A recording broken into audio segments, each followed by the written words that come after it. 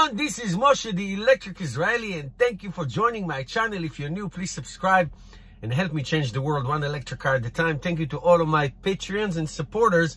And I'm going to give you a video today. It's like one of my favorite topics. I'm not surprised at all. And it's a survey done regarding EV owners who said that the overwhelming majority of them said that we'll never go back to a gas car. However, not all EVs are created equal. Within that survey, and I can attest to it personally because I own several electric cars. I'll get to that later on in the video.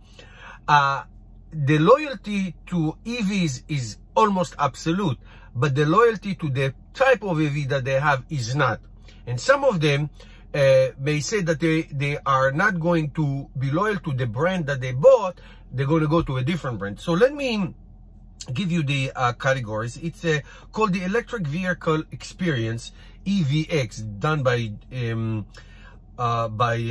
JD Power. And here's what basically say the EVX ownership index scores measures of electric vehicles owner satisfied. It's 1,000 points. And premium, you know, the high-end car, and mass market segment across 7 factors. And here they are. Range, totally not surprising. Range, available public charging, okay, cost of ownership, driving enjoyment, ease of charging at home, and vehicle quality and reliability. Totally, absolutely understandable, makes complete sense, and on a base of 1,000 points. Having said that, at the same time, the brand loyalty can be a little bit fickle, okay, among EV owners. While early adopters of EV, like I was, again, I'll get to it in a minute, don't go anywhere. While early adopters of EV says that they remain loyal to EVs in general, staying with the same brand is not a sure thing. Auto manufacturers will have to keep EV owners and shoppers increasing their product beyond just the cost equation. In other words, you can't say, oh, you love EVs, so here it is. No, it has to be, and even if it's the cost is in the range, you have to compete within the same segment, which makes completely sense.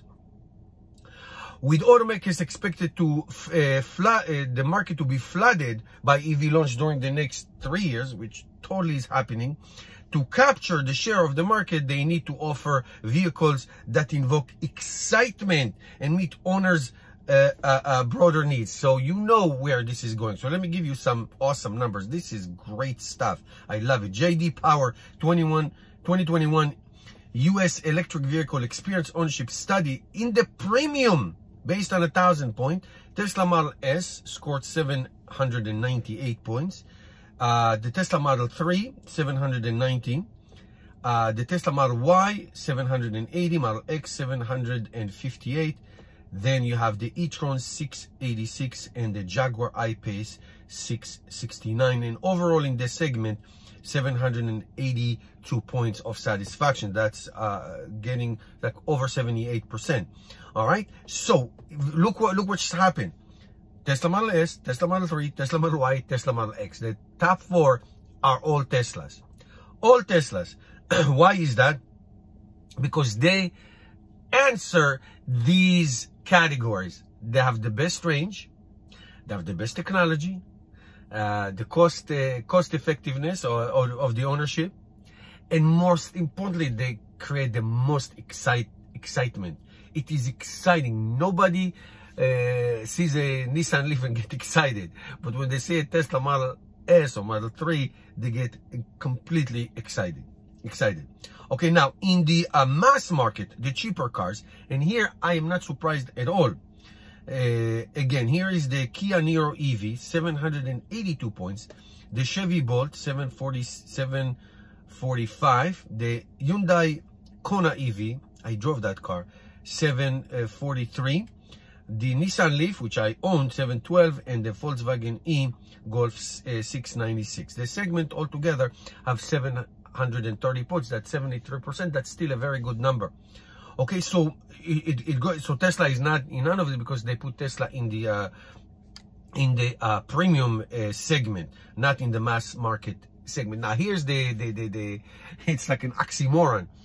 Teslas are in the premium segment, yes, but at least in the United States, Tesla is dominating the EV market. 80% of the EV, or all EVs sold in America, are Teslas.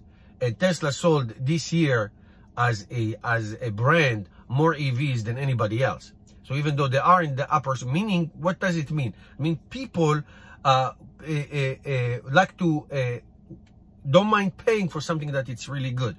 So let's go a little bit over the categories. So range, obviously range is the most important thing to anybody who buy electric cars. Now let me tell you something. I have owned the Ford Fusion, the plug-in hybrid, the pure electric Nissan Leaf, the Chevy Volt I still own, the Model 3 and the Model Y. And I can tell you,